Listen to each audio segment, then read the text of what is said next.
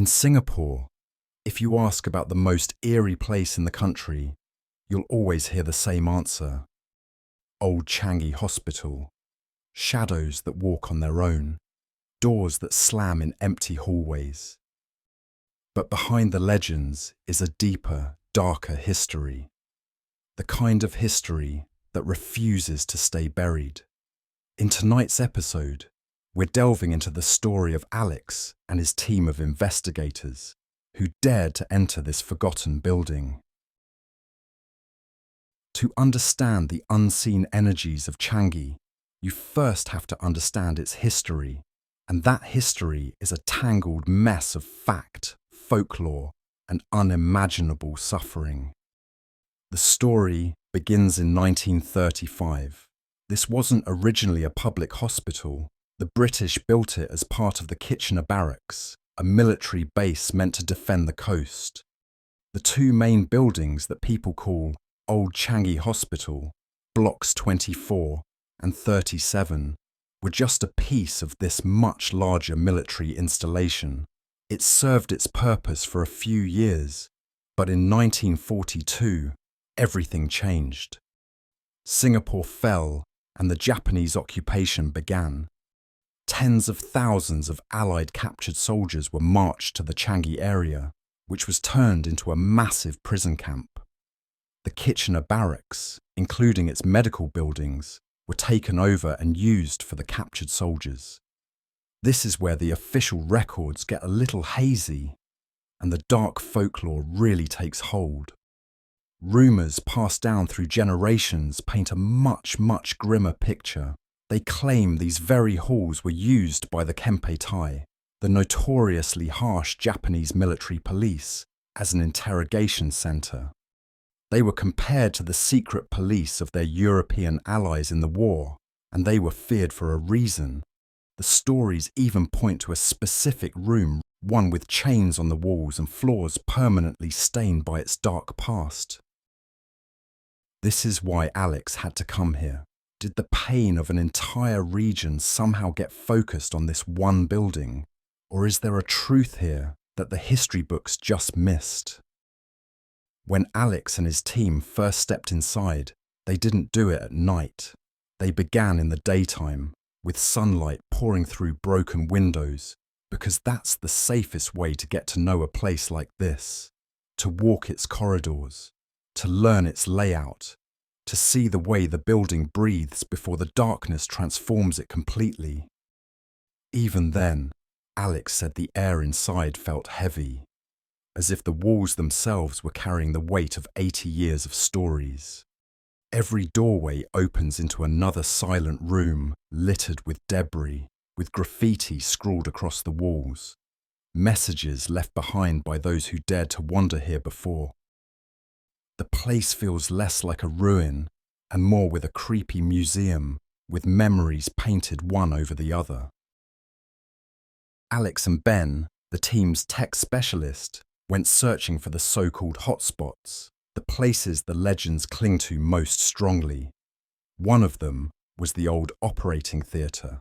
It's here that witnesses claim to see the presence of Japanese soldiers, to hear screams echoing from nowhere.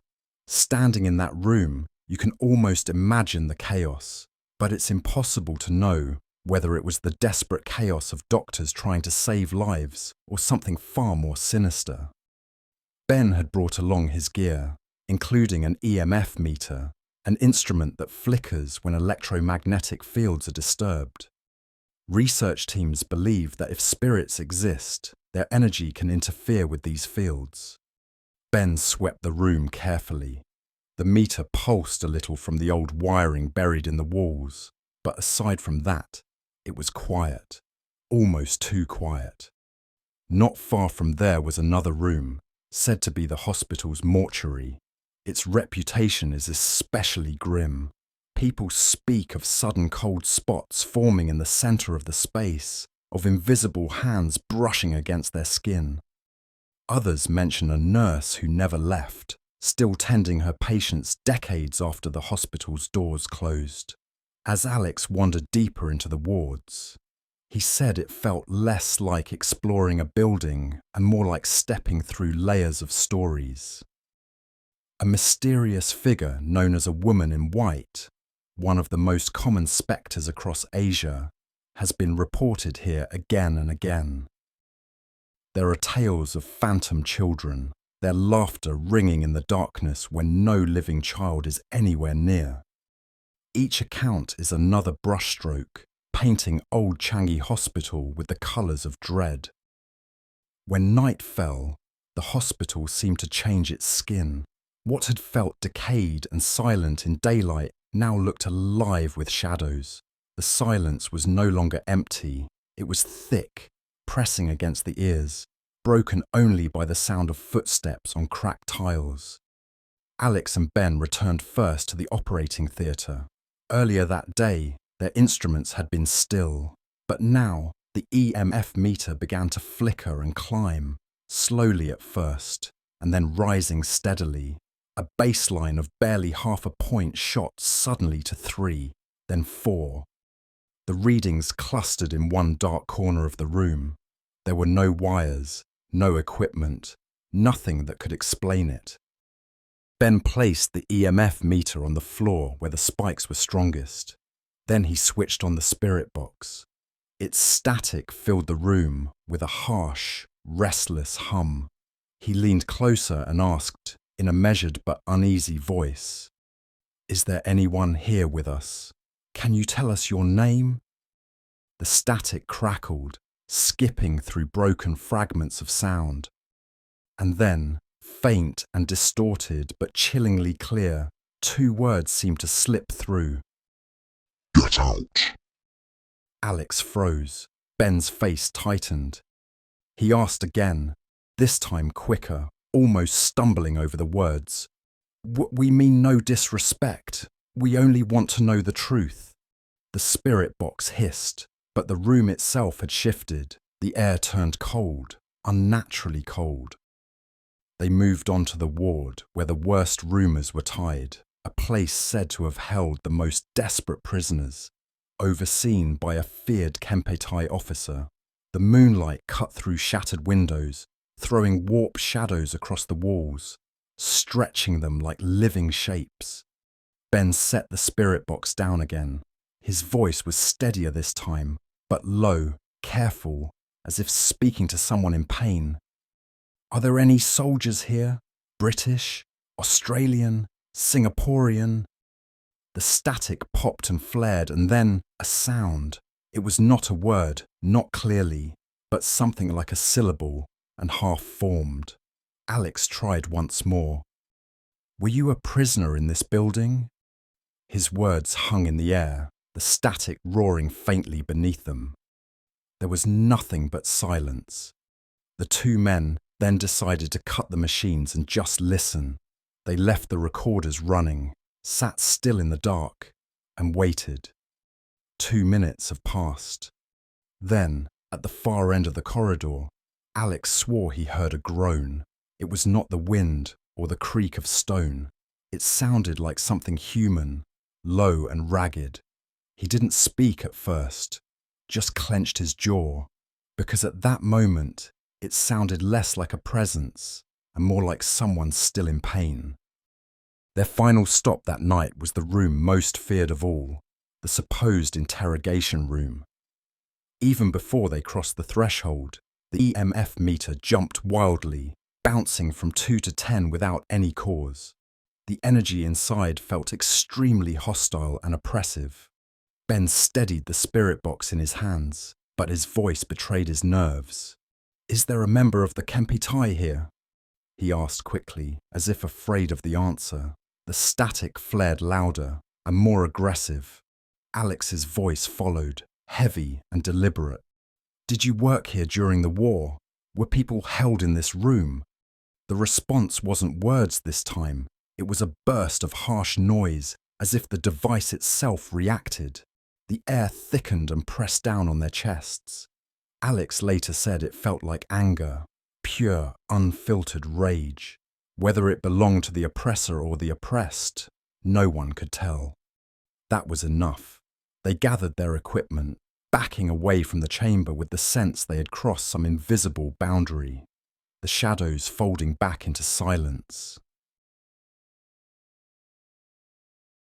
By the 1970s and 80s, Singapore was changing at lightning speed. The government invested heavily in modern infrastructure, building state-of-the-art hospitals equipped with new technology, climate control, and designs better suited to a tropical metropolis. Old Changi, with its colonial layout of narrow corridors, open-air wards, and steep staircases, began to look less like a place of healing and more like a relic. Its architecture, once admired for its simplicity, was suddenly seen as impractical. Elevators were limited, medical equipment couldn't be easily upgraded, and the sea-facing hill that once seemed ideal became a logistical challenge. As newer facilities like Changi General Hospital opened nearby, Old Changi's role diminished. Fewer patients were admitted, and parts of the building were gradually shut down. By the 1990s, it was clear the old hospital could no longer keep up with the demands of a modern healthcare system. When Old Changi Hospital finally shut its doors in 1997, the site didn't fall into silence. Instead, it became a magnet. Urban explorers, curious teenagers, and thrill-seekers from across Singapore were drawn to its deserted wards. The stories they brought back quickly turned the abandoned hospital into a cultural phenomenon. Some of the earliest accounts came from groups of students sneaking in after dark. They described sudden drops in temperature as they climbed the stairwells, even though the building had no electricity and no air circulation. A few claimed that their torches flickered and failed as they entered the old operating theatre. What unnerved them most wasn't the silence, but the feeling that someone was moving just behind them, careful never to be caught in the beam of light. By the early 2000s, reports started appearing in local newspapers and online forums. Security guards stationed at the site after its closure also added fuel to the legend. Several admitted to hearing voices calling their names from empty rooms or doors slamming shut in wings that had been locked hours before. One guard even reported seeing a woman in white standing at a window of the maternity ward, only to find the room deserted when he went to check. There were even accounts of explorers leaving the site with strange marks on their arms or backs, marks they insisted hadn't been there when they entered. Paranormal research teams later tried to capture evidence, bringing cameras and recording devices into the hospital.